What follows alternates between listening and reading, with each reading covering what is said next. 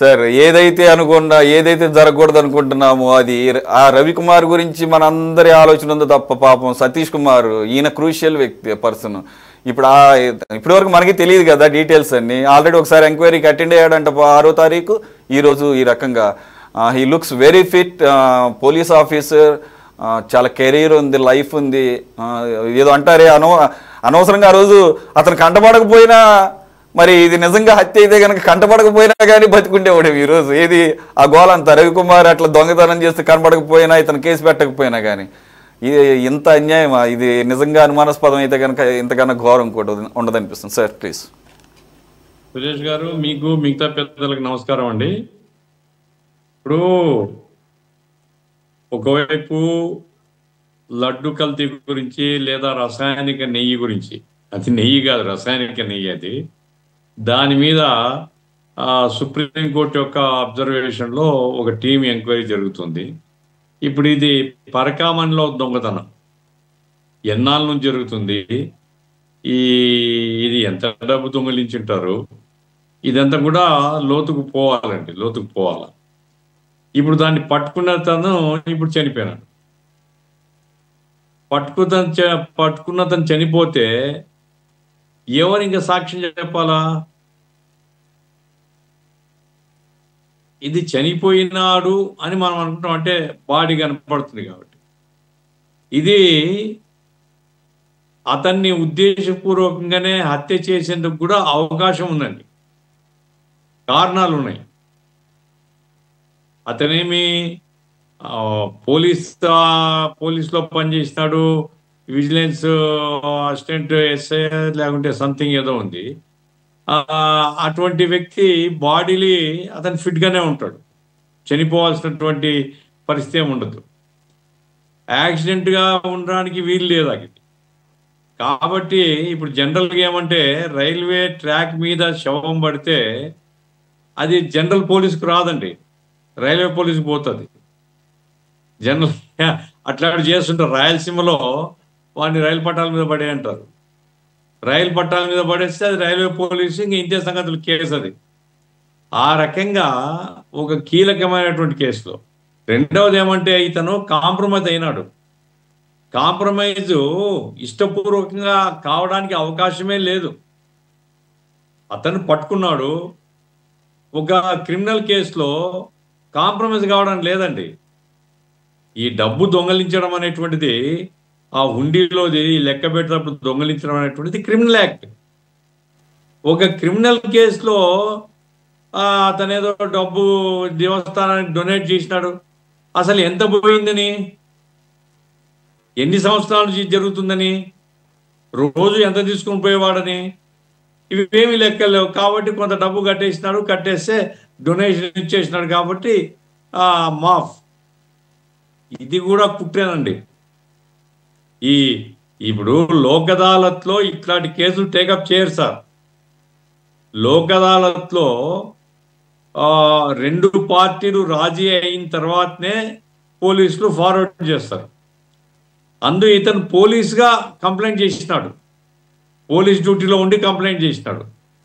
కాబట్టి without the permission from the higher authorities or without the pressure from the higher authorities, ఇది compromise అయ్యిండే ప్రశ్నే లేదండి. కాబట్టి పరకామణి దొంగ రవికుమార్ మాత్రమే కాదు, పరకామణి దొంగతనంలో భాగాలు పంచుకునే వాళ్ళు ఇంకా ఉన్నారన్న అనుమానం.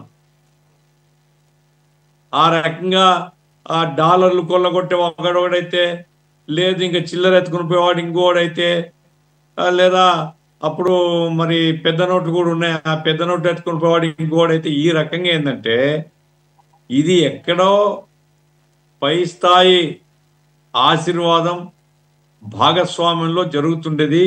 ఇతను పట్టుకున్నాడు, ఇతను పోలీస్ డ్యూటీలో ఉండేవాడు. ఇతను పట్టుకున్న తర్వాత ఇతని మీద ప్రెజర్ తీసుకుని వచ్చి బలవంతంగా కాంప్రమైజ్ చేయించినారని నా అలిగేషన్. ఎవరు చేసినారు ఇది? ఇప్పుడు సమస్య అది. కాబట్టి నేను చెప్పేది ఏమంటే, విచారణ ఏదైతే సిట్ ఏర్పడిందో, ఈ సిట్లు ఎందుకో కానీ ఈరోజు నాకు సిగ్గు అనిపిస్తుందండి. ఆ మద్యం కేసులో ఆ విజయవాడ ఏసీబీ కోర్టు జడ్జి గారు అడుగుతుంటే సిద్ధార్థ లుత్రో నీళ్ళు నమిలినాడు. అతను చెప్పాడు ఏమిటి ఫర్దర్ ఎవిడెన్స్ ఏమిటి, ఏం లేదు. ఇదిగో ఆ ఎంక్వైరీ ఆఫీసర్ కూడా ఇక్కడే ఉన్నాడు, ఏం చేస్తున్నారు అంటే న్యాయస్థానానికి జవాబుదారీగా ఉండాలి అనేటువంటి స్పృహ కూడా లేకుండా పోతున్నాయి. మరి సిట్లు పిట్లు ఏం చేసినా నాకు అర్థం కాలే. కాబట్టి ఈ పరకామణి దొంగతనం మీద వేసినటువంటి సిట్ అయినా సరే ఈ విషయాన్ని కూడా పరిశీలించాలి. అది మర్డరు అయితే ఎవరి హస్తం ఉంది, ఎవరి ద్వారా జరగడానికి అవకాశం ఉంది, కాంప్రమైజ్ కావడానికి ఎవరి ప్రెజర్ ఉంది. ఇప్పుడు నిన్న ఈవో ఏం చెప్పాడు, కల్తీ ఈ విషయంలో నాదేముంది, ఇది పైనుంచి ఆదేశాలు, ఎవరు ఆ పైనుంచి ఆదేశాలు అనేది ఇప్పుడు విచారణ చేయాలంటున్నాం. అట్లాగే ఇది కూడా అతను సొంతంగా అతనికి ఏం ఇంట్రెస్ట్ ఉందని రాజు కావడానికి. దేవుని డబ్బు దొంగలించినారు, ఇతను పోలీస్ డ్యూటీ తన డ్యూటీ తను చేసినాడు, ఇతను రాజు కావాలనే కోరిక ఇతనికి ఎందుకు ఉంటుంది అంటే నువ్వు బలవంతంగా రాజు కావాలని ఏ వైపు నుంచో ప్రెజర్ వచ్చి ఉండాల. అది ఏ స్థాయిలో ఉంది, ఎక్కడి నుంచి వచ్చింది, ఇది ఎంతకాలంగా జరుగుతుంది అనేటువంటిది లోతుగా పరిశీలన చేస్తేనే ఈ దొంగలు బయటకు వస్తారండి. ఏదో రవికుమార్ దొరికినాడు కాబట్టి ఆ దొరికినోడే దొంగ అనుకుంటే దొరకని దొంగలు ఇంకా చాలా మంది ఉంటారు సార్. ఎందుకంటే ఇప్పుడు వడ్డీ కాసుల వాడు జనం నిలువు దోపిడిస్తారు అంటే తము ఏం తినడానికి లేకపోయినా పుణ్యం వస్తుంది లేకపోతే మంచి జరుగుతుందని ఎత్తి పెట్టుకొని తీసుకుపోయి నిలువు దోపిడి హుండీలో వేసి వచ్చిన వాళ్ళని చాలా మంది చూసినారు సార్ నేను. కాబట్టి ఆ రకంగా వడ్డీతో సహా స్వామికి కట్టాలని తీసుకుపోయి కడితే స్వామి కాదు ఆడ దొంగ కూర్చొని వాడు దొరికినాడు. ఆ ఒక్క దొంగ కాదండి, ఎవరెవరు ఉన్నారు ఏమిటి అనేది లోతుగా పరిశీలన చేయాలా. ఈ సతీష్ అది హత్యనా ఆత్మహత్యనా ఇది కూడా, ఎందుకంటే మనకు ఇంకా లోతు విషయాలు తెలియవు. అతను యాక్సిడెంటల్ డెత్ కావడానికి అయితే అవకాశం లేదండి. Either suicide or homicide. Suicide అయితే కారణాలు ఏమిటి, లేదు చంపి ఉంటే ఎవరు చంపారు, ఇది కూడా సీరియస్గా ఇప్పుడుండేటువంటి సిట్టు ఫంక్షనింగ్ ఇట్లాగే ఉంటే ఈ కేసులు తేలవండి. ఎందుకో కానీ లెథర్జీ వచ్చింది బాగా డిపార్ట్మెంట్లో, అధికారుల్లో బాగా లెథర్జీ ఉందండి. ఎందుకుందో ఏమో నాకు తెలియదు, సీరియస్నెస్ లేదు.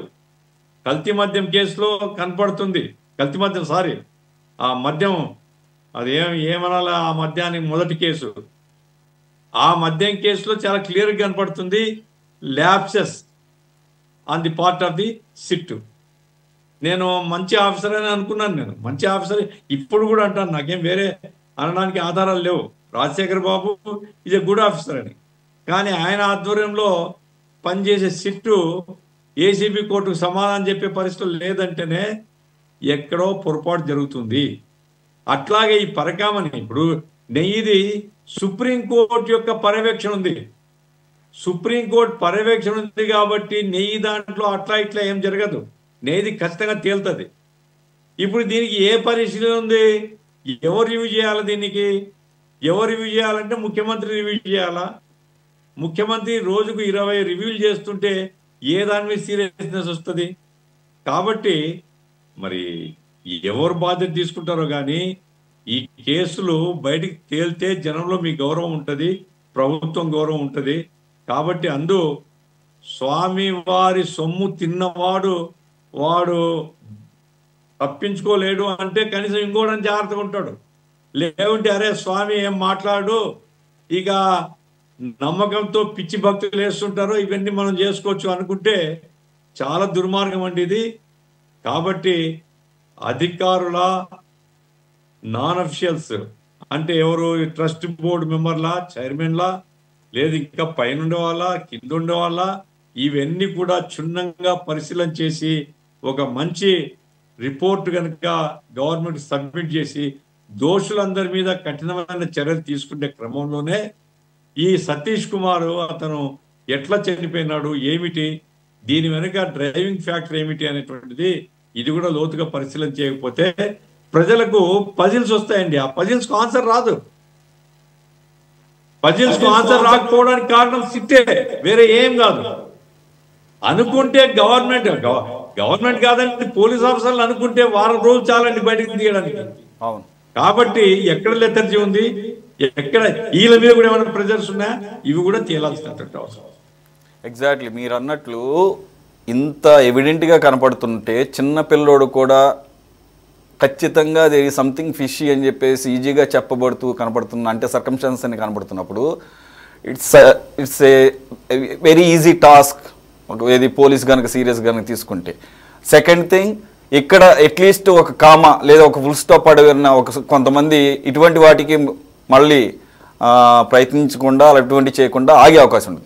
కానీ మీరు అన్నట్లు రివర్స్గా కనుక ఈ లెథార్జీతో కనుక ఇదే రకంగా ముందుకు వెళితే ఎలాగూ దేవుడు ఏమి చేయడు అన్న ధైర్యంతోనే ఇక్కడ దాకా చేశారు. సో అది ఎలా కంటిన్యూ అవుతుంది? దేవుడు ఏమి శిక్షించడు, ఒకవేళ శిక్షించినా ఇప్పుడైతే శిక్షించడు, ఏమన్నా ఉంటే నెక్స్ట్ జన్మ ఏదో అంటారు కదా, అది ఏమన్నా ఉంటే అప్పుడు చూసుకుందాం, ముందైతే ఇప్పుడు సుఖపడదామనే ఉద్దేశమే కదా. సో దేవుడితో పాటు ఈ వ్యవస్థలు కూడా మనల్ని శిక్షించవు అనే కనుక ఒక భరోసా వచ్చిందంటే మాత్రం అసలు ఇక మామూలుగా ఉండదు. ఇక దాన్ని ఏమంటారంటే ఇక అడ్డగోలుతనము, ఇక అందరూ కూడా బయలుదేరతారు. ఇక భక్తులు మాత్రం ఇక నిర్ణయం తీసుకోవాలి.